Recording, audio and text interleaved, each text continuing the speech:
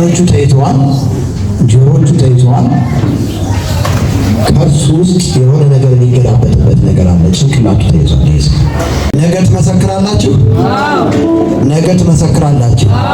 በሕያው እግዚአብሔር ፊት ነው የምነግራችሁ። እኔ በአገልግሎት ዘመኔ የታመሙ ሰዎችን ጸልዬላቸው ወዲያውኑ በሰውነታቸው ያውቁታል ፈውሳቸው።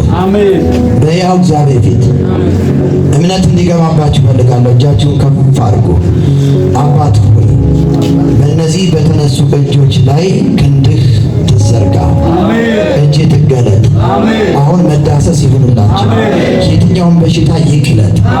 ጆሮ ላይ የተቀመጠ፣ ሳምባ ላይ የተቀመጠ፣ እግር ላይ የተቀመጠ፣ አይን ላይ የተቀመጠ፣ ወገብ ላይ የተቀመጠ ይቅለጥ። ስጋና አጥንትን የያዘ ይቅለጥ። በናዝሬቱ በኢየሱስ ደም ይቅለጥ።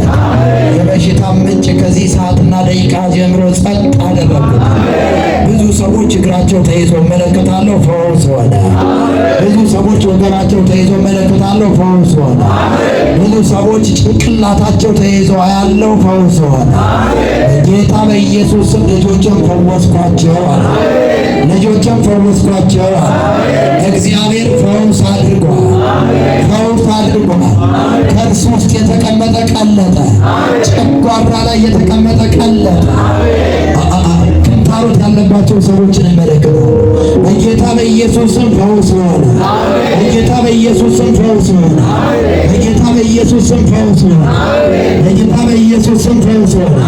ከጭንቅላትሽ ላይ ሄዷል። ከጭንቅላትሽ ላይ ሄዷል። ምንሽን ነው የሚያመኝ? አዎ ይኸው ጭንቅላቷ ላይ ያለ፣ ከጭንቅላቷ ላይ ሄዷል። ፈውስ ሆነ። ከወገብ ላይ ሄዷል። ከከርስ ላይ ሄዷል። እግርሽ ላይ ያለ በሽታ አለ፣ ሄደ። ምንሽን ነው የሚያምሽ? እግርሽን እግዚአብሔር ፈወስኳት አለ። ከዚህ ከወገብ ጀምሮ ወደ ታች ያምሻል። ከወገብ ጀምሮ እግዚአብሔር ፈወስኳትኝ አለ። ከዚህ ማይክሮ ሰከንድ ጀምሮ በሽታው ቀልጧል። በሽታው ቀልጧል። እግዚአብሔር ፈውሶሻል። እግዚአብሔር ነፃ አውጥቶሻል። በጌታ በኢየሱስ ስም ሆነ። በጌታ በኢየሱስ ስም ሆነ።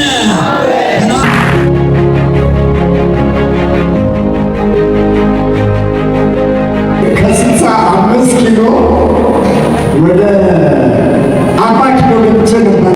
ሲመጣ 3 ወር ምግብ አልበላም። ማንም የለውም፣ ሰው የለውም። እርዳዋል።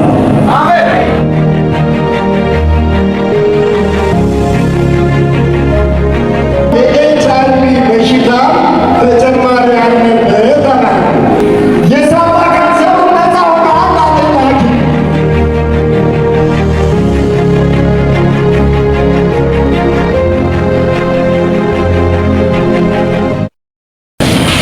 ጌታን